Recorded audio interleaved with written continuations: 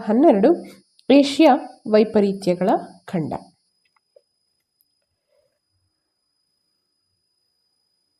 ಮೊದಲನೇದಾಗಿ ಅದರ ಸ್ಥಾನ, ವಿಸ್ತೀರ್ಣ ಹಾಗೂ ಭೌಗೋಳಿಕ ಸನ್ನಿವೇಶವನ್ನು ನೋಡ್ತಾ ಹೋಗೋಣ. 7 ಖಂಡಗಳಿದೆ. ಅದರಲ್ಲಿ ಏಷ್ಯಾನೇ ಏನು ಬಹಳ ದೊಡ್ಡದಾಗಿರುವಂಥದ್ದು, ಫಸ್ಟ್ ಪ್ಲೇಸ್ ಇನ್ ವಿಸ್ತೀರ್ಣ. ಮತ್ತು ಅದು ಅನೇಕ ಪ್ರಾಕೃತಿಕ ಲಕ್ಷಣಗಳನ್ನು ಹೊಂದಿ ಅನೇಕ ವೈವಿಧ್ಯಗಳನ್ನು ಹೊಂದಿರುವಂತಹ ಒಂದು ಖಂಡ.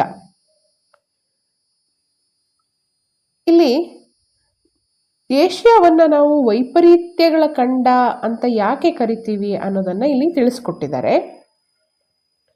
ಯಾಕೆ ನಾವು ಏಷ್ಯಾವನ್ನು ವೈಪರೀತ್ಯಗಳ ಖಂಡ ಅಂತ ಹೇಳ್ತೇವೆ ಅಂತಂದರೆ, ಇಲ್ಲಿ ಅನೇಕ ಭಾಷೆ, ಧರ್ಮ, ಅನೇಕ ರೀತಿಯಾದಂತಹ ಜನಸಂಖ್ಯೆ, ಅಂದರೆ ಅತ್ಯಂತ ಜನಸಾಂದ್ರತೆ ಉಳ್ಳಂತಹ ಪ್ರದೇಶ, ಹೀಗಿರುವಾಗ ಅನೇಕ ವೈವಿಧ್ಯತೆಯನ್ನು ನಾವು ಕಾಣಬಹುದು. ಹಾಗಾಗಿ ಏಷ್ಯಾವನ್ನು ವೈಪರೀತ್ಯಗಳ ಖಂಡ ಅಂತ ಕರಿತೀವಿ. ಇದು ಎಕ್ಸಾಮ್ ಪಾಯಿಂಟ್ ಆಫ್ ವ್ಯೂ ಅಷ್ಟೇನು ಇಂಪಾರ್ಟೆಂಟ್ ಅಲ್ಲ.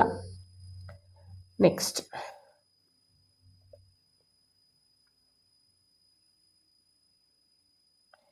ಈ ಸ್ಥಾನ ಏನಿದೆ ಅದನ್ನು ನೆನ್ಪಿಟ್ಕೊಳ್ಬೇಕಾಗತ್ತೆ. 1 ಡಿಗ್ರಿ 16 ನಿಮಿಷ ಉತ್ತರದಿಂದ 77 ಡಿಗ್ರಿ 41 ನಿಮಿಷ ಉತ್ತರ ಅಕ್ಷಾಂಶ ಹಾಗೂ 26 ಡಿಗ್ರಿ 4 ನಿಮಿಷ ಪೂರ್ವದಿಂದ 169 ಡಿಗ್ರಿ 40 ನಿಮಿಷ ಪಶ್ಚಿಮ ರೇಖಾಂಶಗಳ ನಡುವೆ ವಿಸ್ತರಣೆ ಹೊಂದಿರುವಂಥದ್ದು. ಮಲೇಷ್ಯಾದಿಂದ ಸ್ವಲ್ಪ ದಕ್ಷಿಣದಲ್ಲಿ ಭೂಮಧ್ಯ ರೇಖೆ ಹಾಗೂ ಕರ್ಕಾಟಕ ಸಂಕ್ರಾಂತಿ ವೃತ್ತವು ಭಾರತ ಮತ್ತು ಅರೇಬಿಯಾಗಳ ಮೂಲಕ ಹಾದು ಹೋಗುತ್ತವೆ. ಅಂದರೆ ಏಷ್ಯಾ ಖಂಡದಲ್ಲಿ ಮೇಯ್ನ್ ಆಗಿ 2 ರೇಖೆಗಳು ಹಾದು ಹೋಗುವಂಥದ್ದು. ಒಂದು ಈಕ್ವೆಟರ್, ದಟ್ ಈಸ್ ಭೂಮಧ್ಯ ರೇಖೆ, ಇನ್ನೊಂದು ಟ್ರಾಪಿಕ್ ಆಫ್ ಕ್ಯಾನ್ಸರ್, ಕರ್ಕಾಟಕ ಸಂಕ್ರಾಂತಿ ವೃತ್ತ. ಇನ್ಕ್ಲೂಡಿಂಗ್ ನಮ್ಮ ಇಂಡಿಯಾ ಕರ್ಕಾಟಕ ಸಂಕ್ರಾಂತಿ ವೃತ್ತ ಹಾದು ಹೋಗುವಂಥದ್ದು. ಇನ್ನು ವಿಸ್ತೀರ್ಣಕ್ಕೆ ಬಂತು ಅಂತಂದರೆ 44 ಮಿಲಿಯನ್ ಚದರ ಕಿಲೋಮೀಟರ್ಗಳ ವಿಸ್ತೀರ್ಣವನ್ನು ಹೊಂದಿರುವಂಥದ್ದು.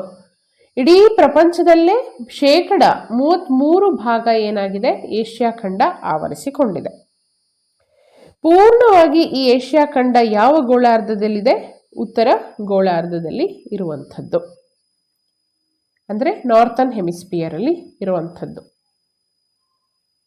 ಇಲ್ಲಿ ನೀವು ಎಲ್ಲೋ ಪಾರ್ಟಲ್ಲಿ ಕಾಣಿಸ್ತಾ ಇದೆಯಲ್ವಾ, ಅದೇ ಏಷ್ಯಾ ಖಂಡ. ಸೊ ಇದು ಈಕ್ವೆಟರ್, ಭೂಮಧ್ಯ ರೇಖೆ. ಭೂಮಧ್ಯ ರೇಖೆ ಮೇಲಿರೋದು, ಭೂಮಧ್ಯ ರೇಖೆಯಿಂದ ಮೇಲಿರುವಂಥದ್ದು ಉತ್ತರ ಗೋಳಾರ್ಧ, ಅದರ ಕೆಳಗಿರುವಂಥದ್ದು ದಕ್ಷಿಣ ಗೋಳಾರ್ಧ. ಹಾಗಾಗಿ ಕಂಪ್ಲೀಟ್ ಆಗಿ ಏನಾಗಿದೆ, ಏಷ್ಯಾ ಖಂಡ ಉತ್ತರ ಗೋಳಾರ್ಧದ ಭಾಗದಲ್ಲಿ ಆವರಿಸಿಕೊಂಡಿರುವಂಥದ್ದು. ನೆಕ್ಸ್ಟ್,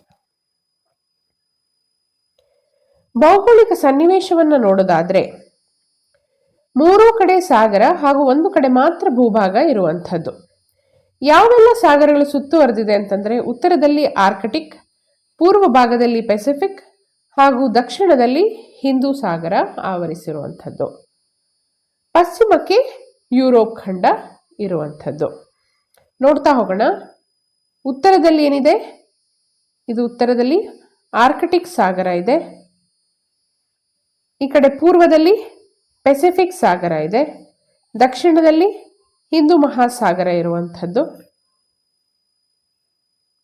ನೆಕ್ಸ್ಟ್ ಏನು ಹೇಳ್ತಾರೆ, ಪಶ್ಚಿಮಕ್ಕೆ ಯುರೋಪ್ ಖಂಡ. ಪಕ್ಕದಲ್ಲಿ ಏನಿದೆ, ಪಶ್ಚಿಮಕ್ಕೆ ಯುರೋಪ್ ಖಂಡ. ಸೊ 3 ಭಾಗದಲ್ಲೂ ಏನಿದೆ, ಸಾಗರ ಇದೆ. ಆರ್ಕ್ಟಿಕ್ ಸಾಗರ, ಪೆಸಿಫಿಕ್ ಸಾಗರ, ಹಿಂದೂ ಮಹಾಸಾಗರ. 1 ಕಡೆ ಮಾತ್ರ ಭೂಭಾಗ ಇರುವಂಥದ್ದು, ಅದುವೇ ಯಾವ ಖಂಡ? ಯುರೋಪ್ ಖಂಡ.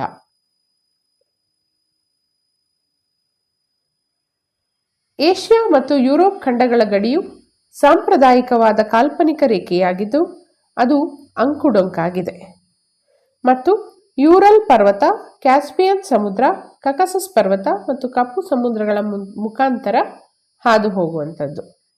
ಯಾವುದು? ಏಷ್ಯಾ ಮತ್ತು ಯುರೋಪ್ ಖಂಡಗಳ ನಡುವೆ ಇರುವಂತಹ ಒಂದು ಬಾರ್ಡರ್.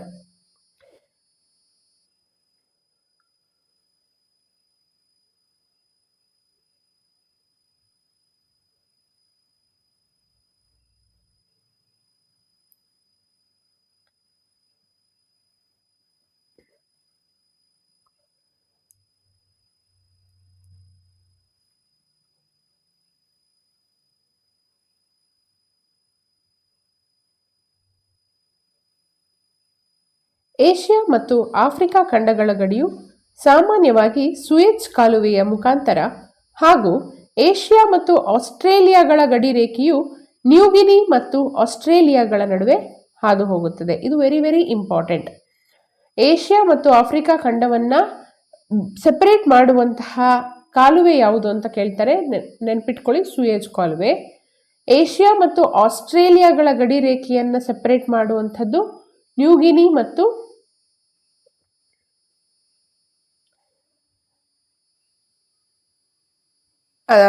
ಏಷ್ಯಾ ಮತ್ತು ಆಸ್ಟ್ರೇಲಿಯಾವನ್ನು ಸೆಪರೇಟ್ ಮಾಡುವಂಥದ್ದು ನ್ಯೂಗಿನಿ ಮತ್ತು ಆಸ್ಟ್ರೇಲಿಯಾ ನಡುವೆ ಹಾದು ಹೋಗುವಂತಹ ಒಂದು ರೇಖೆ.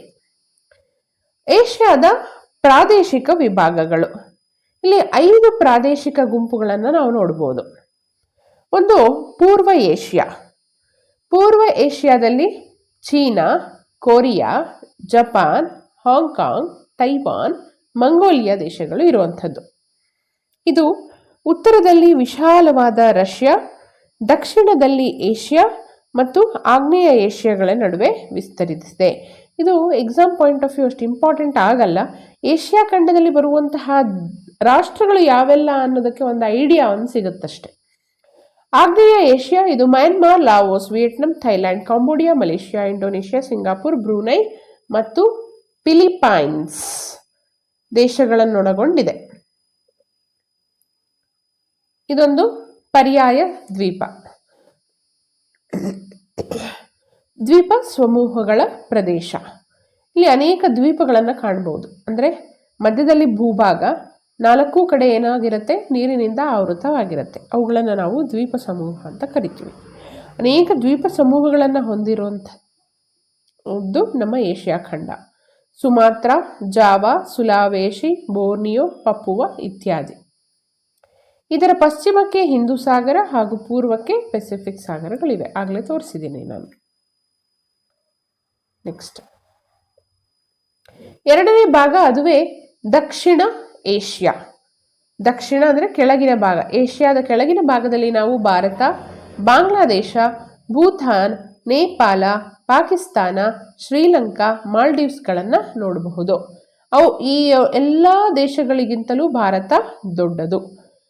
ಇದನ್ನು ದಕ್ಷಿಣದಲ್ಲಿ ಹಿಂದೂ ಸಾಗರ ಮತ್ತು ಅದರ ಉಪಭಾಗಗಳ ಬಂಗಾಳ ಕೊಲ್ಲಿ ಮತ್ತು ಅರಬ್ಬಿ ಸಮುದ್ರಗಳು ಸುತ್ತುವರೆದಿರುವಂಥದ್ದು. ಉತ್ತರದಲ್ಲಿ ಹಿಮಾಲಯ ಪರ್ವತ ಸರಣಿ, ಪೂರ್ವಕ್ಕೆ ಮಯನ್ಮಾರ್, ಪಶ್ಚಿಮಕ್ಕೆ ಅಫ್ಘಾನಿಸ್ತಾನ ಇರುವಂಥದ್ದು. ನೆಕ್ಸ್ಟ್ ನೈಋತ್ಯ ಏಷ್ಯಾವನ್ನು ನೋಡಿದ್ರೆ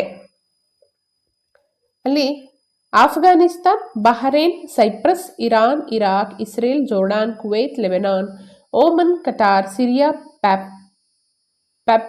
Palestine, Saudi Arabia, Arab Emirates, Yemen, Turkey ದೇಶಗಳ ಇರುವಂಥದ್ದು ನೈಋತ್ಯ ಭಾಗದಲ್ಲಿ. ಕಪ್ಪು ಸಮುದ್ರದ ದಕ್ಷಿಣ ಭಾಗದಲ್ಲಿದ್ದು ಪಶ್ಚಿಮಕ್ಕೆ ಮೆಡಿಟರೇನಿಯನ್ ಸಮುದ್ರ ಮತ್ತು ಪೂರ್ವಕ್ಕೆ ಭಾರತಗಳ ನಡುವೆ ವಿಸ್ತರಿಸಿದೆ. ಇದು ಬಹಳವಾಗಿ ಮರುಭೂಮಿಯನ್ನು ಹೊಂದಿರುವಂಥದ್ದು. ಹೆಚ್ಚಾಗಿ ಪೆಟ್ರೋಲಿಯಂ ಮತ್ತು ನ್ಯಾಚುರಲ್ ಗ್ಯಾಸ್ಗಳು ಸಮೃದ್ಧವಾಗಿವೆ. ಎಲ್ಲಿ? ನೈಋತ್ಯ ಭಾಗದ ಏಷ್ಯಾದಲ್ಲಿ. ನೆಕ್ಸ್ಟ್ ಮಧ್ಯ ಏಷ್ಯಾ. ಇದು ಪಶ್ಚಿಮ ಕ್ಯಾಸ್ಪಿಯನ್ ಸಮುದ್ರದಿಂದ ಪೂರ್ವದಲ್ಲಿ ಚೀನಾದವರೆಗೆ ಹಾಗೂ ಉತ್ತರದಲ್ಲಿ ಕಜಕಿಸ್ತಾನದಿಂದ ದಕ್ಷಿಣದಲ್ಲಿ ಇರಾನ್, ಆಫ್ಘಾನಿಸ್ತಾನಗಳವರೆಗೆ ವಿಸ್ತರಿಸಿದೆ. ಪ್ರಮುಖ ದೇಶಗಳು ಯಾವುದೆಲ್ಲ ಅಂತಂದರೆ ಕಜಕಿಸ್ತಾನ, ಕಿರ್ಗಿಸ್ತಾನ, ತಜಕಿಸ್ತಾನ, ಟರ್ಕ್ಮೆನಿಸ್ತಾನ ಹಾಗೂ ಉಜ್ಬೇಕಿಸ್ತಾನ ಹಾಗೂ ಸೈಬೀರಿಯಾಗಳು. ಇದು ಎಕ್ಸಾಮ್ ಪಾಯಿಂಟ್ ಆಫ್ ವ್ಯೂ ಅಷ್ಟು ಇಂಪಾರ್ಟೆಂಟ್ ಅಲ್ಲ, ಡೋಂಟ್ ವೆರಿ. ನೆಕ್ಸ್ಟ್ ಪ್ರಾಕೃತಿಕ ಲಕ್ಷಣಗಳು. ಅಂದರೆ ಮಣ್ಣು ಯಾವ ರೀತಿ ಇದೆ, ಬೆಟ್ಟ ಗುಡ್ಡಗಳು ಹೇಗಿವೆ, ಪ್ರಸ್ಥಭೂಮಿಗಳಿದಾವ ಇಲ್ವಾ, ನೆಕ್ಸ್ಟು ದ್ವೀಪ ಸಮೂಹ ಇದೆಯಾ, ಅದನ್ನೆಲ್ಲ ನೋಡ್ತಾ ಹೋಗೋಣ. ವಿಭಾಗಗಳು ಅಂತಂದರೆ ಮೇನ್ ಆಗಿ 5 ವಿಭಾಗಗಳನ್ನು ಮಾಡ್ತಾರೆ. ಒಂದು ವಾಯುವ್ಯ ತಗ್ಗು ಮೈದಾನ, ಇನ್ನೊಂದು ಕೇಂದ್ರದ ಎತ್ತರ ಮೈದಾನ, ಇನ್ನೊಂದು ದಕ್ಷಿಣ ಪ್ರಸ್ಥಭೂಮಿ, 4ನೇದು ನದಿಗಳ ಮಹಾಮೈದಾನ, 5ನೇದು ದ್ವೀಪ ಸಮೂಹ. ಈಗ ವಾಯುವ್ಯದಲ್ಲಿರುವಂತಹ ತಗ್ಗು ಮೈದಾನಗಳ ಬಗ್ಗೆ ಸ್ಟಡಿ ಮಾಡೋಣ.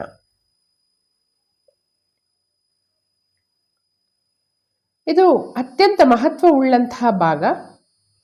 ಬೇರಿಂಗ್ ಜಲಸಂಧಿಯಿಂದ ಕ್ಯಾಸ್ಪಿಯನ್ ಸಮುದ್ರದವರೆಗೆ ವಿಸ್ತರಿಸಿರುವಂಥದ್ದು. ಯಾವುದು? ತಗ್ಗು ಮೈದಾನ. ಎಲ್ಲಿಂದ?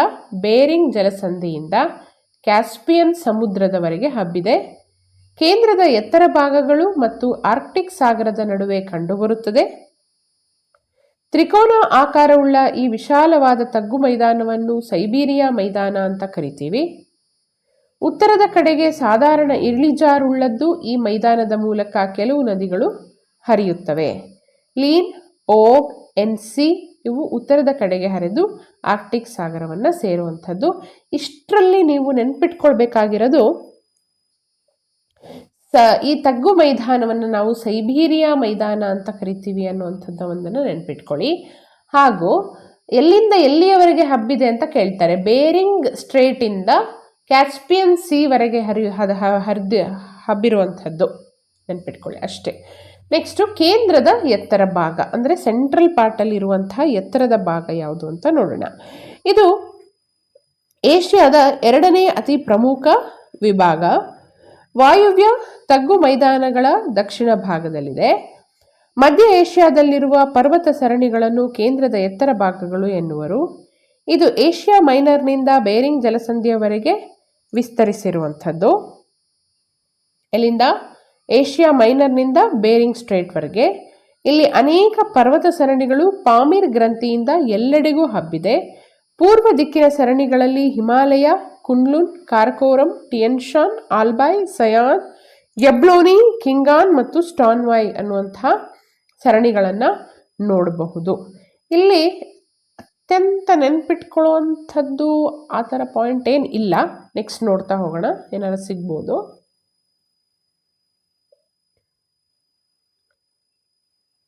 ಪರ್ವತಗಳು ಮುಖ್ಯವಾದವು. ಪಶ್ಚಿಮದ ಸರಣಿಗಳಲ್ಲಿ ಹಿಂದೂಕುಷ್, ಕಿರ್ತಾರ್, ಸುಲೇಮಾನ್, ಎಲ್ಬರ್ಸ್, ಜಾಗ್ರೋಸ್, ಕಕಸಸ್, ಪೋಂಟೀನ್ ಮತ್ತು ತಾರಸ್ ಪರ್ವತಗಳು ಸೇರಿವೆ. ಈ ಮಡಿಕೆ ಪರ್ವತಗಳಾದ ಹಿಮಾಲಯ ಸರಣಿಯು ಪಾಮಿರ್ ಗ್ರಂಥಿಯಿಂದ ಆಗ್ನೇಯಕ್ಕೆ ಹಬ್ಬಿರುವಂಥದ್ದು. ಈ ಭಾಗದಲ್ಲಿ ಅವು ಪ್ರಪಂಚದಲ್ಲಿಯೇ ಅತ್ಯಂತ ಎತ್ತರವಾದ ಪರ್ವತಗಳು. ಮೌಂಟ್ ಎವರೆಸ್ಟ್ ಅದರಲ್ಲಿ ಪ್ರಪಂಚದಲ್ಲಿ ಎತ್ತರವಾದಂತಹ ಶಿಖರ ಆಗಿದೆ. ಪರ್ವತ ಸರಣಿಗಳ ನಡುವೆ ಅನೇಕ ಪ್ರಸ್ಥಭೂಮಿಗಳಿವೆ. ಉದಾಹರಣೆಗೆ ಟಿಬೆಟ್ ಪ್ರಸ್ಥಭೂಮಿ, ಮಂಗೋಲಿಯಾ, ಇರಾನ್, ಅನಟೋಲಿಯಾ ಪ್ರಸ್ಥಭೂಮಿ ಇತ್ಯಾದಿ. ಏಷ್ಯಾ ಖಂಡದ ಅನೇಕ ನದಿಗಳು ಈ ಎತ್ತರದ ಭಾಗದಲ್ಲೇ ಉಗಮ ಆಗಿರುವಂಥದ್ದು. ಮೇನ್ ಆಗಿ ಏಷ್ಯಾ ಖಂಡದ ಮಧ್ಯಭಾಗದಲ್ಲಿ ಏನಿದೆ? ಮಡಿಕೆ ಪರ್ವತಗಳಾದ ಹಿಮಾಲಯ ಪರ್ವತಗಳು. ಅದರಲ್ಲಿ ಅತ್ಯಂತ ಎತ್ತರ ಯಾವುದು? ಮೌಂಟ್ ಎವರೆಸ್ಟ್ ಇದೆ. ನೆಕ್ಸ್ಟ್ 3ನೇ ಭಾಗ ದಕ್ಷಿಣ ಪ್ರಸ್ಥಭೂಮಿಗಳು. ಇವು ಕಠಿಣ ಮತ್ತು ಸ್ಫಟಿಕ ಶಿಲೆಗಳಿಂದ ರಚನೆಗೊಂಡಂತಹ ಪುರಾತನ ಪ್ರಸ್ಥಭೂಮಿಗಳು. ಯಾವುದರಿಂದ? ಸ್ಫಟಿಕ ಶಿಲೆಯಿಂದ ಆಗಿರುವಂಥದ್ದು. ಅವುಗಳಲ್ಲಿ ಪ್ರಮುಖವಾದವು ಅಂತಂದರೆ ಅರೇಬಿಯಾ, ದಕ್ಕನ್ ಪ್ರಸ್ಥಭೂಮಿ, ನಮ್ಮ ಭಾರತ ದೇಶದ ಅತಿ ದೊಡ್ಡ ಪ್ರಸ್ಥಭೂಮಿ, ಮತ್ತು ಯುನ್ನಾರ್ ಚೀನಾ ದೇಶದ್ದು, ಶಾನ್ ಮ್ಯಾನ್ಮಾರ್ ದೇಶದ್ದು. ಅರೇಬಿಯಾ ಪ್ರಸ್ಥಭೂಮಿಯು ಒಂದು ಪರ್ಯಾಯ ದ್ವೀಪ ಮತ್ತು ಇದೊಂದು ಶುಷ್ಕ ಪ್ರದೇಶ. ದಕ್ಕನ್ ಪ್ರಸ್ಥಭೂಮಿಯು ಭಾರತದ ಪರ್ಯಾಯ ದ್ವೀಪದ ಹೆಚ್ಚು ಭಾಗವನ್ನು ಆವರಿಸಿರುವಂಥದ್ದು. ಮಧ್ಯ ಭಾರತದ ಬೆಟ್ಟದ ಸಾಲುಗಳು ಪಶ್ಚಿಮ ಘಟ್ಟ ಹಾಗೂ ಪೂರ್ವ ಘಟ್ಟಗಳ ನಡುವೆ ಹಬ್ಬಿದೆ. ಇದು ಪೂರ್ವ ದಿಕ್ಕಿಗೆ ಇಳಿಜಾರಾಗಿದ್ದು ಆ ಮೂಲಕ ಅನೇಕ ನದಿಗಳು ಹರಿಯುವಂಥದ್ದು. ಚೀನಾದ ನೈಋತ್ಯಕ್ಕೆ ಯುನ್ನಾನ್ ಪ್ರಸ್ಥಭೂಮಿ ಇದೆ. ಇದೊಂದು ಉನ್ನತ ಸುಣ್ಣಕಲ್ಲು ಪ್ರದೇಶ. ಇದರ ಮುಂದುವರಿದ ಭಾಗವೇ ಶಾನ್ ಪ್ರಸ್ಥಭೂಮಿ. ಶಾನ್ ಪ್ರಸ್ಥಭೂಮಿಯಲ್ಲಿದೆ, ಮಯನ್ಮಾರ್ನಲ್ಲಿದೆ. ಇಲ್ಲಿ ನೀವು ಅತ್ಯಂತ ಪ್ರಮುಖವಾಗಿ ನೆನ್ಪಿಟ್ಕೊಳ್ಬೇಕಾಗಿರೋದು ಒಂದು ದಕ್ಕನ್ ಪ್ರಸ್ಥಭೂಮಿ ಭಾರತದ್ದು. ಅದು ಬಿಟ್ಟರೆ ಯುನ್ನಾನ್ ಪ್ರಸ್ಥಭೂಮಿ ಎಲ್ಲಿದೆ ಅಂತ ಕೇಳ್ಬೋದು, ಅದು ಚೀನಾದಲ್ಲಿ. ಮತ್ತು ಶಾನ್ ಪ್ರಸ್ಥಭೂಮಿ ಮಯನ್ಮಾರ್. ನೆಕ್ಸ್ಟ್ 4ನೇದು ನದಿಗಳ ಮಹಾ ಮೈದಾನಗಳು. ಹಿಂದೂ ಸಾಗರ ಅಥವಾ ಪೆಸಿಫಿಕ್ ಸಾಗರಗಳಿಗೆ ಸೇರುವ ಏಷ್ಯಾದ ನದಿಗಳ ಮೈದಾನಗಳನ್ನು ಒಳಗೊಂಡಿದೆ. ಯಾವುದು? ನದಿಗಳ ಮಹಾ ಮೈದಾನಗಳು. ಇಲ್ಲಿ ಹರಿಯುವ ನದಿಗಳು ಮೆಕ್ಕಲು ಮಣ್ಣನ್ನು ಸಂಚಯ ಮಾಡುವುದರೊಂದಿಗೆ ಫಲವತ್ತಾದ ಮೈದಾನಗಳನ್ನು ನಿರ್ಮಾಣ ಮಾಡ್ತವೆ. ಈ ವಿಭಾಗದ ಪ್ರಮುಖ ಮೈದಾನಗಳು ಅಂದರೆ ಸಿರಿಯಾ ಮತ್ತು ಇರಾಕ್ನ ಟೈಗ್ರಿಸ್ ಯುಫ್ರೆಟಿಸ್, ಭಾರತ ಪಾಕಿಸ್ತಾನದ ನಡುವೆ ಇರುವಂತಹ ಸಿಂಧೂ ಗಂಗಾ ಮೈದಾನ, ಮಯನ್ಮಾರಿನ ಇರ್ವಾಡಿ, ಇಂಡೋ ಚೀನಾದ ಮೀನಾಮ್ ಮತ್ತು ಮೀಕಾಂಗ್, ಚೀನಾದ ಚಿಯಾಂಗ್ ಜಿಯಾಂಗ್, ಸಿಕಿಯಾಂಗ್ ಮತ್ತು ಹಾಂಗೋ ನದಿ ಮೈದಾನಗಳು. ಇವು ಹೆಚ್ಚು ಜನಭರಿತ ಆಗಿರುವಂಥದ್ದು. ನೆಕ್ಸ್ಟು ದ್ವೀಪ ಸಮೂಹ. ಏಷ್ಯಾ ಖಂಡದ ಆಗ್ನೇಯ ಮತ್ತು ಪೆಸಿಫಿಕ್ ತೀರಗಳಲ್ಲಿ ಅನೇಕ ದ್ವೀಪಗಳು ಇರುವಂಥದ್ದು. ಅವು ಉತ್ತರದಲ್ಲಿ ಕಮಚಟ್ಕಾದಿಂದ ದಕ್ಷಿಣದಲ್ಲಿ ಫಿಲಿಪೈನ್ಸ್ ಮತ್ತು ಬೋರ್ನಿಯೋವರೆಗೆ ಮಾಲೆಯಂತೆ ಹಬ್ಬಿದೆ. ಅವು 5 ಸಮುದ್ರಗಳಿಂದ ಆವರಿಸಿದೆ. ಒಕೊಟೋಸ್ಕ ಸಮುದ್ರ, ಜಪಾನ್ ಸಮುದ್ರ, ಹಳದಿ ಸಮುದ್ರ, ಪೂರ್ವ ಚೀನಾ ಸಮುದ್ರ ಮತ್ತು ದಕ್ಷಿಣ ಚೀನಾ ಸಮುದ್ರ. ಇಲ್ಲಿ ಎಕ್ಸಾಮ್ ಪಾಯಿಂಟ್ ಆಫ್ ವ್ಯೂ ಅಂತ ಏನು ಇಂಪಾರ್ಟೆಂಟ್ ಪಾಯಿಂಟ್ಸ್ ಇಲ್ಲ. ಮುಂದೆ ಹೋಗೋಣ. ಪ್ರಮುಖ ದ್ವೀಪ ಸಮೂಹಗಳೆಂದರೆ ಕ್ಯುರೈಲ್, ಜಪಾನ್, ಲಾಚು, ಫಿಲಿಪೈನ್ಸ್, ಬೋರ್ನಿಯೋ. ಇವುಗಳಲ್ಲಿ ಬಹಳಷ್ಟು ಜ್ವಾಲಾಮುಖಿ ಜನಿತವಾಗಿರುವಂಥದ್ದು. ಜೊತೆಗೆ ಫಲವತ್ತಾದ ಮಣ್ಣು, ಆಳವಾದ ಕಣಿವೆ ಮತ್ತು ಶಂಖಾಕೃತಿ ಪರ್ವತಗಳನ್ನು ಹೊಂದಿರುವಂಥದ್ದು. ಪ್ರಮುಖ ನದಿಗಳು ಮತ್ತು ವ್ಯವಸಾಯವನ್ನು ನೋಡ್ತಾ ಹೋಗೋಣ. ಏಷ್ಯಾದ ನದಿ ವ್ಯವಸ್ಥೆ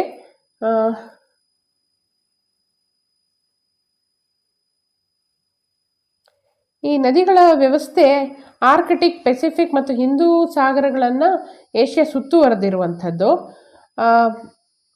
ಹೆಚ್ಚಾಗಿ ಇಲ್ಲಿ ಹರಿಯುವಂತಹ ನದಿಗಳು ಒಂದ ಪೆಸಿಫಿಕ್ ಸಮುದ್ರಕ್ಕೆ, ಇಲ್ಲ ಹಿಂದೂ ಮಹಾಸಾಗರಕ್ಕೆ, ಇಲ್ಲ ಆರ್ಕ್ಟಿಕ್ ಸಾಗರಕ್ಕೆ ಹೋಗಿ ಸೇರುವಂಥದ್ದು.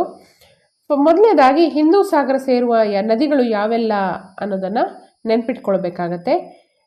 ಸಿರಿಯಾ ಹಾಗೂ ಇರಾಕ್ ದೇಶಗಳ ಟೈಗ್ರಿಸ್ ಹಾಗೂ ಯುಫ್ರೆಟಿಸ್ ನದಿಗಳು, ಪರ್ಷಿಯಾ ಖಾರಿಯನ್ನು, ಪಾಕಿಸ್ತಾನ ಮತ್ತು ಭಾರತದ ಸಿಂಧೂ, ಗಂಗಾ, ಬ್ರಹ್ಮಪುತ್ರ ನದಿಗಳು ಹಿಮಾಲಯದಲ್ಲಿ ಉಗಮಿಸಿ ದಕ್ಷಿಣಕ್ಕೆ ಹರಿದು ಹಿಂದೂ ಸಾಗರವನ್ನು ಸೇರುವಂಥದ್ದು. ಮಯನ್ಮಾರಿನ ಸಿಟ್ಯಾಂಗ್, ಸಾಲ್ವಿನ್, ಇರ್ವಾಡಿ ನದಿಗಳು ಬಂಗಾಳ ಕೊಲ್ಲಿಗೆ ಸೇರುವಂಥವು. ಯಾವ ನದಿಗಳು ಯಾವ ಸಮುದ್ರಕ್ಕೆ, ಸಾಗರಕ್ಕೆ ಸೇರುತ್ತೆ ಅನ್ನೋದು ಇಂಪಾರ್ಟೆಂಟ್ ಆಗುತ್ತೆ.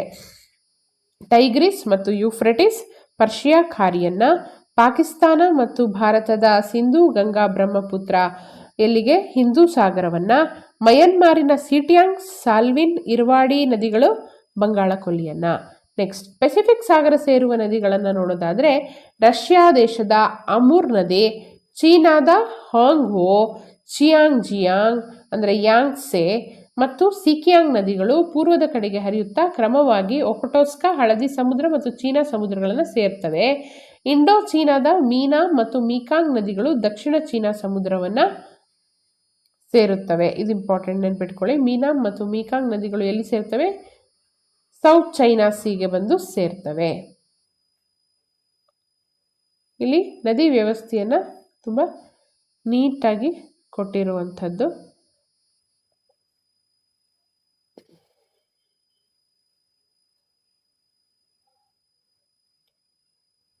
ನೆಕ್ಸ್ಟು ಆರ್ಕ್ಟಿಕ್ ಸಾಗರ ಸೇರುವಂತಹ ನದಿಗಳನ್ನು ನೋಡೋಣ. ಓಬ್, ಎನ್ಸಿ, ಲೀನಾ ಎಂಬುವವು ಈ ಗುಂಪಿನ ಪ್ರಮುಖ ನದಿಗಳು. ಇವು ಕೇಂದ್ರದ ಉನ್ನತ ಭಾಗಗಳಲ್ಲಿ ಉಗಮ ಹೊಂದಿ ಉತ್ತರಕ್ಕೆ ಹರಿದು ಆರ್ಕ್ಟಿಕ್ ಸಾಗರವನ್ನು ಸೇರುವಂಥದ್ದು. ಯಾವುದು? ಓಬ್, ಎನ್ಸಿ ಮತ್ತು ಲೀನಾ. ಒಳನಾಡಿನ ನದಿಗಳು. ಈ ಗುಂಪಿಗೆ ಸೇರಿದ ನದಿಗಳು ಒಳನಾಡಿನ ಸಮುದ್ರಗಳಿಗೆ ಸೇರುವವು. ಓಲ್ಗಾ ಮತ್ತು ಯೂರಲ್ ನದಿ ಕ್ಯಾಸ್ಪಿಯನ್ ಸಮುದ್ರವನ್ನು ಸೇರ್ತವೆ. ನೆನ್ಪಿಟ್ಕೊಳ್ಳಿ, ಇದು ಇಂಪಾರ್ಟೆಂಟು. ಓಲ್ಗಾ ಮತ್ತು ಯೂರಲ್ ನದಿ ಕ್ಯಾಸ್ಪಿಯನ್ ಸಮುದ್ರವನ್ನು, ಅಮುದರಿಯಾ ಮತ್ತು ಸಿರ್ದರಿಯಾ ನದಿಗಳು ಅರಲ್ ಸಮುದ್ರವನ್ನು ಸೇರುತ್ತವೆ. ಏಷ್ಯಾದ ವ್ಯವಸಾಯ ತುಂಬ ಮುಖ್ಯವಾದಂತಹ ವೃತ್ತಿ ವ್ಯವಸಾಯ. ಇಲ್ಲಿ 4/3 ಭಾಗದಷ್ಟು ಜನ ವ್ಯವಸಾಯದಲ್ಲಿ ತೊಡಗಿರುವಂಥದ್ದು.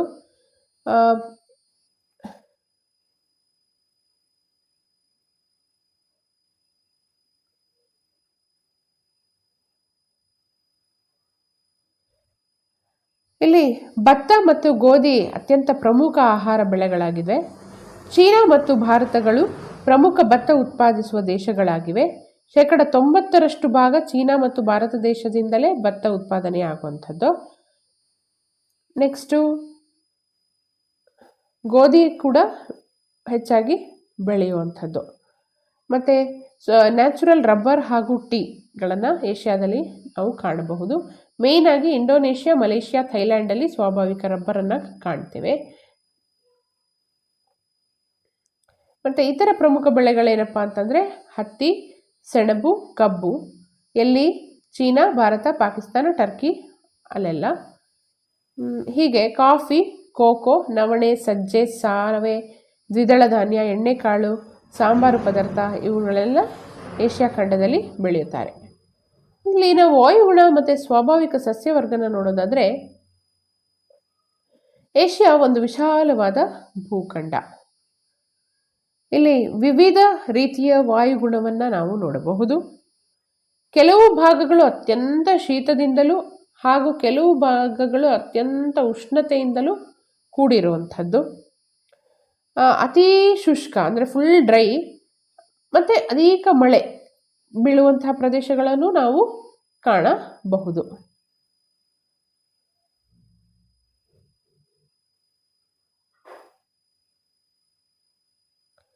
ಇಲ್ಲಿ ಉಷ್ಣಾಂಶ ಯಾವ ರೀತಿ ಚೇಂಜ್ ಆಗುತ್ತೆ ಅಂತ ನೋಡೋಣ.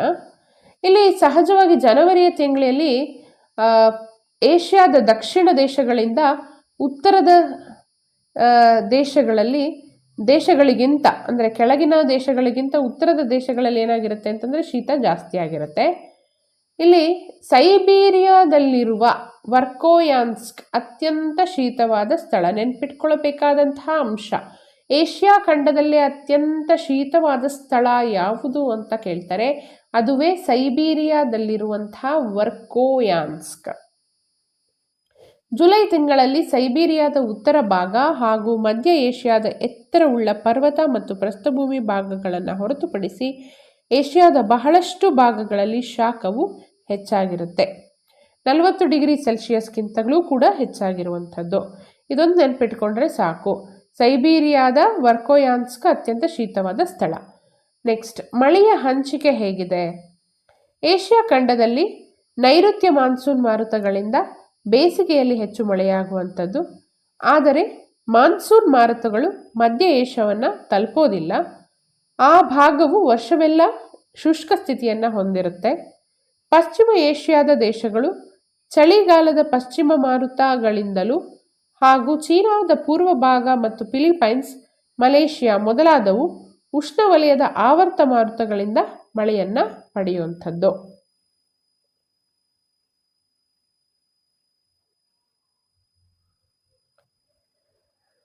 ಇನ್ನು ಚಳಿಗಾಲವನ್ನು ನೋಡೋದಾದರೆ ಅಕ್ಟೋಬರ್ನಿಂದ ಮಾರ್ಚ್ನವರೆಗೆ ಚಳಿಗಾಲವಿರುತ್ತದೆ. ಏಷ್ಯಾದ ಬಹುಭಾಗ ಉತ್ತರಾರ್ಧಗೋಳದಲ್ಲಿರುವಂಥದ್ದು. ಈ ಅವಧಿಯಲ್ಲಿ ಉತ್ತರಾರ್ಧಗೋಳಕ್ಕೆ ಓರೆಯಾದ ಸೂರ್ಯನ ಕಿರಣ ಪಸರಿಸಿರೋದ್ರಿಂದ ಚಳಿಗಾಲ ಬರುವಂಥದ್ದು. ಏಷ್ಯಾದ ಹೆಚ್ಚಿನ ಭಾಗಗಳಲ್ಲಿ ಬಹಳ ಕಡಿಮೆ ಉಷ್ಣಾಂಶವಿದ್ದು ಅತಿ ಶೀತವಾದ ವಾಯುಗುಣ ಇರುತ್ತೆ. ಮಧ್ಯ ಏಷ್ಯಾದಲ್ಲಿ ವಾಯುವಿನ ಒತ್ತಡ ಅಧಿಕ ಮತ್ತು ಹಿಂದೂ ಸಾಗರದಲ್ಲಿ ಒತ್ತಡ ಕಡಿಮೆ ಇರುತ್ತದೆ. ಹಾಗಾಗಿ ಮಾರುತಗಳು ಭೂಭಾಗದಿಂದ ಸಮುದ್ರದ ಕಡೆಗೆ ಬೀಸುತ್ತವೆ. ಅವು ಒಣಗಾಣಿಗಳು, ಹಾಗಾಗಿ ಮಳೆ ಬರೋದಿಲ್ಲ. ಚಳಿಗಾಲದಲ್ಲಿ ಏನಾಗುತ್ತೆ? ಮಳೆ ಕಡಿಮೆ ಆಗುತ್ತೆ. ಇನ್ನು ಬೇಸಿಗೆ ಕಾಲ ಏಪ್ರಿಲ್ನಲ್ಲಿ ಆರಂಭ ಆದರೆ ಸೆಪ್ಟೆಂಬರ್ನಲ್ಲಿ ಅಂತ್ಯಗೊಳ್ಳುತ್ತೆ. ಉತ್ತರಾರ್ಧಗೋಳದಲ್ಲಿ ಸೂರ್ಯ ನೇರವಾಗಿ ಪ್ರಕಾಶಿಸುವುದು. ಆದ್ದರಿಂದ ಏಷ್ಯಾದ ಬಹುಭಾಗಗಳಲ್ಲಿ ಉಷ್ಣಾಂಶ ಹೆಚ್ಚು ಮತ್ತು ಮಧ್ಯ ಏಷ್ಯಾದಲ್ಲಿ ಒತ್ತಡ ಕಡಿಮೆ. ಮಾರುತಗಳು ಸಮುದ್ರಗಳಿಂದ ಭೂಭಾಗಗಳಿಗೆ ಬೀಸುತ್ತವೆ. ಅವು ಹೆಚ್ಚು ಕಡಿಮೆ ಖಂಡದ ಎಲ್ಲೆಡೆಗೂ ಮಳೆಯನ್ನು ಸುರಿಸುವಂಥದ್ದು. ಇದು ಬಾಕ್ಸಲ್ಲಿ ಏನು ಕೊಟ್ಟಿರ್ತಾರಲ್ಲ ಅದು ಯಾವಾಗಲೂ ಇಂಪಾರ್ಟೆಂಟ್ ಆಗುತ್ತೆ. ಜನವರಿಯಲ್ಲಿ ಸೈಬೀರಿಯಾದ ವರ್ಕೋಯಾನ್ಸ್ಕ್ -51 ಡಿಗ್ರಿ ಸೆಂಟಿಗ್ರೇಡ್ ಮತ್ತು ಓಮಿಯಾಕ್ನಿ -71 ಡಿಗ್ರಿ ಸೆಂಟಿಗ್ರೇಡ್ ಉಷ್ಣಾಂಶವನ್ನು ದಾಖಲಿಸಿರುತ್ತೆ. ಅಂದರೆ ಅತ್ಯಂತ ಕಡಿಮೆ ಉಷ್ಣಾಂಶ. ಭಾರತದ ಮೇಘಾಲಯ ರಾಜ್ಯದ ಮೌಸಿನ್ರಾಮ್ ಪ್ರಪಂಚದಲ್ಲಿಯೇ ಅತಿ ಹೆಚ್ಚು ಮಳೆಯನ್ನು ಪಡೆಯುವಂತಹ ಒಂದು ಜಾಗ. ಪ್ರಪಂಚದಲ್ಲಿಯೇ ಅತಿ ಹೆಚ್ಚು. ಸ್ವಾಭಾವಿಕ ಸಸ್ಯ ವರ್ಗವನ್ನು ನೋಡೋದಾದರೆ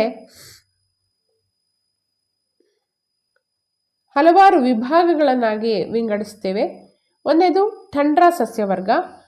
ಈ ಸಸ್ಯವರ್ಗ ಆರ್ಕ್ಟಿಕ್ ಕರಾವಳಿಯ ಉದ್ದಕ್ಕೂ ಕಿರಿದಾದ ಭಾಗದಲ್ಲಿ ಕಂಡುಬರುವಂಥದ್ದು. ಇದು ಯಾವಾಗಲೂ ನೀರ್ಗಲ್ಲು ಮತ್ತು ಹಿಮದಿಂದ ಆವೃತ ಆಗಿರುತ್ತೆ. ಹೆಚ್ಚಾಗಿ ಪಾಚಿ ಮತ್ತು ಶಿಲಾವಲ್ಕಗಳು ತುಂಬಿರುತ್ತೆ. ಇನ್ನು ಕೋನಿಫೆರಸ್ ಅರಣ್ಯಗಳು ಅಂದರೆ ಶಂಕುವಿನಾಕಾರದ ಮರಗಳನ್ನು ಹೊಂದಿರುವಂತಹ ಅರಣ್ಯಗಳು ಅಥವಾ ಟೈಗಾ ಅರಣ್ಯ ಅಂತಲೂ ಕರಿತೀವಿ. ಫರ್, ಸ್ಪ್ರೂಸ್, ಲಾರ್ಚ್, ಪೈನ್ ಇಲ್ಲಿ ಬೆಳೆಯುವಂತಹ ಮುಖ್ಯ ಮರಗಳು. ನೆನ್ಪಿಟ್ಕೊಳ್ಳಿ, ಫರ್, ಸ್ಪ್ರೂಸ್, ಲಾರ್ಚ್ ಮತ್ತು pine exam point of view important. ಅವು ಮೃದು ಮರುದ ತಿರುಳನ್ನ ಮರಗಳಾಗಿರುತ್ತವೆ. ನೆಕ್ಸ್ಟ್, ಸಮಶೀತೋಷ್ಣ ವಲಯದ ಹುಲ್ಲುಗಾವಲು ಸ್ಟೆಪ್ಪೀಸ್ ಅಂತಲೂ ಕರಿತೀವಿ. ಎಲ್ಲಿ ಕಂಡುಬರುತ್ತೆ? ಮಧ್ಯ ಏಷ್ಯಾ ಮತ್ತು ಮರುಭೂಮಿ ಮತ್ತು ಅರೆ ಮರುಭೂಮಿಗಳ ಅಂಚುಗಳಲ್ಲಿ ಕಂಡುಬರುವಂಥದ್ದು. ಕಡಿಮೆ ಮಳೆಯಿಂದಾಗಿ ಇಲ್ಲಿ ಕಡಿಮೆ ಎತ್ತರವುಳ್ಳ ಹುಲ್ಲು ಬೆಳೆಯುತ್ತವೆ. ಇನ್ನು ಮರುಭೂಮಿ ಸಸ್ಯವರ್ಗ ಕೂಡ ಇಲ್ಲಿದೆ. ಏಷ್ಯಾದ ಉಷ್ಣವಲಯ ಮತ್ತು ಸಮಶೀತೋಷ್ಣ ವಲಯದಲ್ಲಿ ಮರುಭೂಮಿಯನ್ನು ಕಾಣ್ತೇವೆ. For example Arabia, Iran, Thar ಮರುಭೂಮಿ ಇತ್ಯಾದಿ. ಇಲ್ಲಿ ಮುಳ್ಳಿನ ಗಿಡ, ಕುರುಚಲು ಗಿಡ, ಹುಲ್ಲು ಬಿಟ್ಟರೆ ಬೇರೆ ಏನು ಬೆಳೆಯಲ್ಲ. ಓಯಸಿಸ್ ಅಂದರೆ ನೀರು ಎಲ್ಲಿ ಜಿನುಗ್ತಾ ಇರುತ್ತಲ್ಲ ಅದನ್ನು ಓಯಸಿಸ್ ಅಂತ ಕರಿತೀವಿ. ಅಲ್ಲಿ ಸ್ವಲ್ಪ ಖರ್ಜೂರ ಮತ್ತು ತಾಳೆ ಮರಗಳನ್ನು ಬೆಳಿಬಹುದು. ನೆಕ್ಸ್ಟ್ ಮಾನ್ಸೂನ್ ಅರಣ್ಯಗಳು ದಕ್ಷಿಣ ಖಂಡ, ಏಷ್ಯಾ ಖಂಡ, ಆಗ್ನೇಯ ಹಾಗೂ ಪೂರ್ವ ಭಾಗಗಳಲ್ಲಿ ಕಂಡುಬರುವಂಥದ್ದು. ಇಲ್ಲಿ ಹೆಚ್ಚು ಶಾಖ ಮತ್ತು ಮಳೆ ಬೀಳುವುದರಿಂದ ಕಾಡುಗಳಿರುತ್ತವೆ. ತೇಗ, ಸಲೆ, ಆಲ, ಬಿದಿರು, ಶ್ರೀಗಂಧ ಹಾಗೂ ಇನ್ನೂ ಹಲವು ಗಟ್ಟಿ ಮರಗಳು ಇಲ್ಲಿ ಬೆಳೆಯುವಂಥದ್ದು. ಇವು ಶರತ್ಕಾಲದಲ್ಲಿ ತಮ್ಮ ಎಲೆಗಳನ್ನು ಉದುರಿಸಿಬಿಡ್ತವೆ.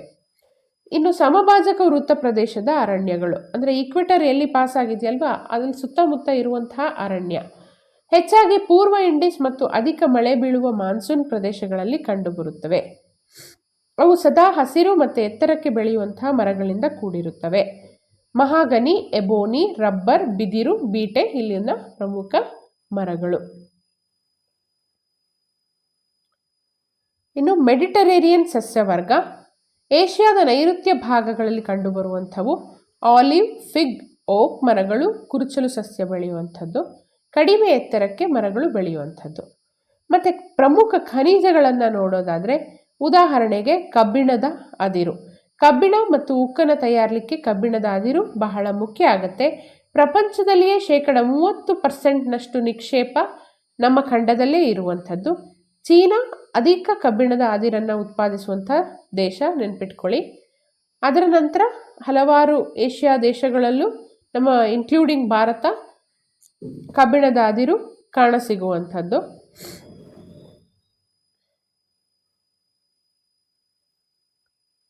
ನೆಕ್ಸ್ಟ್ ಬಂದು ಮ್ಯಾಂಗನೀಸ್ ಒಂದು ಮಿಶ್ರಲೋಹ ಆಗಿದೆ. ಇದು ಕೂಡ ಉಕ್ಕು ತಯಾರಿಕೆಗೆ ಅತ್ಯವಶ್ಯಕವಾಗಿರುವಂಥದ್ದು. ಕೆಲವೊಂದು ಏಷ್ಯಾ ಭಾಗಗಳಲ್ಲಿ ಇನ್ಕ್ಲೂಡಿಂಗ್ ಇಂಡಿಯಾ ಮ್ಯಾಂಗನೀಸ್ ಕಂಡುಬರುವಂಥದ್ದು.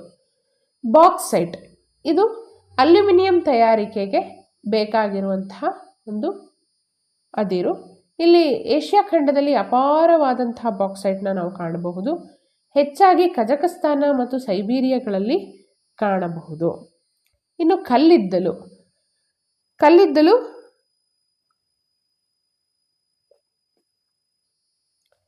ಒಂದು ಪ್ರಮುಖ ಶಕ್ತಿಯ ಮೂಲ ಆಗಿರುವಂಥದ್ದು. ಏಷ್ಯಾ ಖಂಡದಲ್ಲಿ ಅಪಾರ ಪ್ರಮಾಣದ ಕಲ್ಲಿದ್ದಲು ದೊರೆಯುವಂಥದ್ದು. ಆದರೆ ಅದರ ವೇರಿಯೇಷನ್ ಇದೆ, ಅಂದರೆ ಹಂಚಿಕೆಗಳಲ್ಲಿ ವ್ಯತ್ಯಾಸ ಇದೆ. ಮತ್ತು ಪ್ರಪಂಚದಲ್ಲಿ ಅತಿ ಹೆಚ್ಚು ಕಲ್ಲಿದ್ದಲು ನಿಕ್ಷೇಪ ಮತ್ತು ಉತ್ಪಾದನೆ ಎರಡರಲ್ಲೂ ಮುಂದಿರುವಂಥದ್ದು ಚೀನಾ ದೇಶ. ಭಾರತ ಸೆಕೆಂಡ್ ಹೈಯೆಸ್ಟ್ ಕಲ್ಲಿದ್ದಲು ಉತ್ಪಾದನೆಯಲ್ಲಿ. ಮಧ್ಯ ಸೈಬೀರಿಯಾದಲ್ಲಿರುವ ಕುಜೆನೆಡ್ಜ್ ಬಯಲು ಹೆಚ್ಚು ಕಲ್ಲಿದ್ದಲು ಉತ್ಪಾದಿಸುವ ಭಾಗವಾಗಿದೆ. ಅಲ್ಪ ಪ್ರಮಾಣದ ಕಲ್ಲಿದ್ದಲು ನಿಕ್ಷೇಪ ಉಜ್ಬೇಕಿಸ್ತಾನ್, ಕಿರ್ಗಿಸ್ತಾನ್, ಪಾಕಿಸ್ತಾನ್, ಜಪಾನ್ ದೇಶಗಳಲ್ಲೂ ಸಹ ಕಾಣಬಹುದು. ಇನ್ನು ಪೆಟ್ರೋಲಿಯಂ ನೋಡಿದ್ರೆ ನೈಋತ್ಯ ಏಷ್ಯಾದಲ್ಲಿ ಅಂದರೆ Saudi Arabia, Iran, Iraq, Kuwait, Bahrain, Qatar, UAE ಅಲ್ಲಿ ಹೆಚ್ಚಾಗಿ ಕಂಡುಬರುವಂಥದ್ದು. ಪ್ರಪಂಚದ 25% ಏನಿದೆ ಪೆಟ್ರೋಲ್, ಅವು ಏಷ್ಯಾ ಖಂಡದಲ್ಲಿ ಕಂಡುಬರುವಂಥದ್ದು.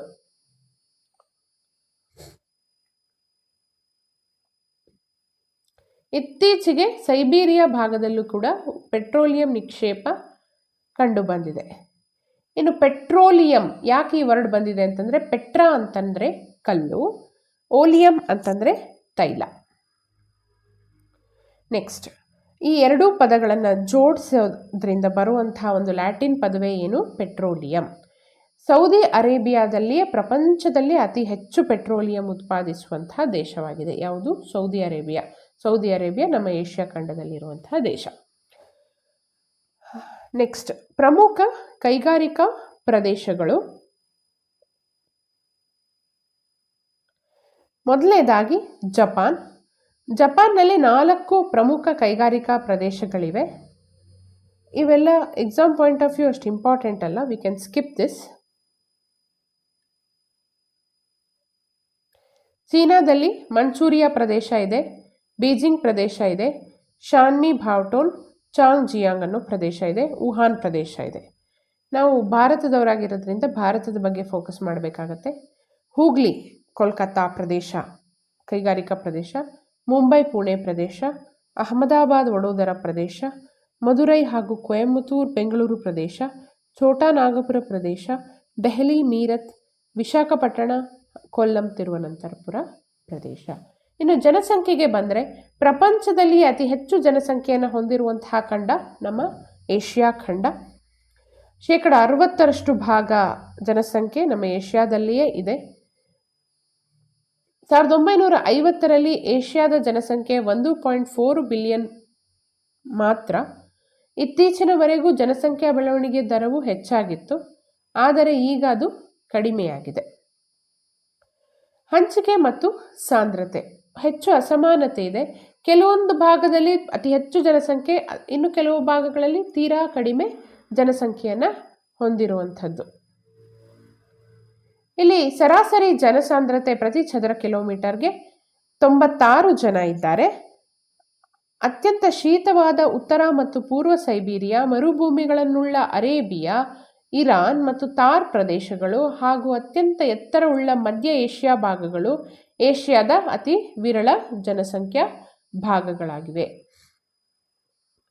ಏಷ್ಯಾದ ಜನಭರಿತ ಭಾಗಗಳಲ್ಲಿ ಭಾರತದ ಮಹಾ ಮೈದಾನಗಳು, ಬಾಂಗ್ಲಾದೇಶ, ಚೀನಾ, ಜಪಾನ್, ಕೊರಿಯಾ, ಇಂಡೋನೇಷ್ಯಾಗಳು ಪ್ರಮುಖವಾಗಿರುವಂಥದ್ದು.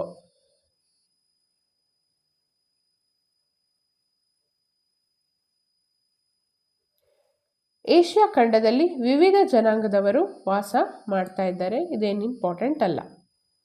ಇಲ್ಲಿ ಪಾಯಿಂಟ್ಸ್ ಕೊಟ್ಟಿದ್ದಾರೆ, ಈ ಪಾಯಿಂಟ್ಸ್ನ ತಿಳ್ಕೊಳ್ತಾ ಹೋಗೋಣ. ಅತ್ಯಂತ ಎತ್ತರವಾದ ಪರ್ವತ ಮೌಂಟ್ ಎವರೆಸ್ಟ್ 8848 ಮೀಟರ್, ಇದು ಕೂಡ ಇಂಪಾರ್ಟೆಂಟ್.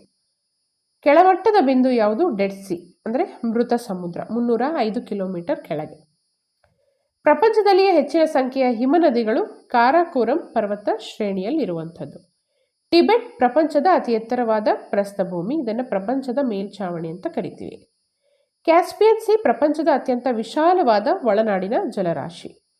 ದಕ್ಷಿಣ ಸೈಬೀರಿಯಾದಲ್ಲಿರುವ ಬೇಕಲ್ ಸರೋವರವು ಪ್ರಪಂಚದಲ್ಲಿ ಆಳವುಳ್ಳವಾಗಿರುವಂತಹ ಸರೋವರ. ಕ್ಷೇತ್ರ ಮತ್ತು ಜನಸಂಖ್ಯೆ ಎರಡರಲ್ಲೂ ಏಷ್ಯಾದ ಚಿಕ್ಕ ದೇಶ ಯಾವುದಪ್ಪ ಅಂತಂದರೆ ಅದುವೇ ಮಾಲ್ಡೀವ್ಸ್. ಜನಸಂಖ್ಯೆಯಲ್ಲೂ ಬಹಳ ಕಡಿಮೆ, ವಿಸ್ತೀರ್ಣದಲ್ಲೂ ಬಹಳ ಚಿಕ್ಕ ದೇಶ ಯಾವುದು? ಮಾಲ್ಡೀವ್ಸ್. ಇಲ್ಲಿಗೆ ಏಷ್ಯಾ ಪಾಠ ವೈಪರೀತ್ಯಗಳ ಖಂಡದ ಬಗ್ಗೆ ಸವಿವರವಾಗಿ ತಿಳ್ಕೊಂಡ್ವಿ. ಮುಂದಿನ ಅಧ್ಯಾಯದೊಂದಿಗೆ ಭೇಟಿಯಾಗೋಣ.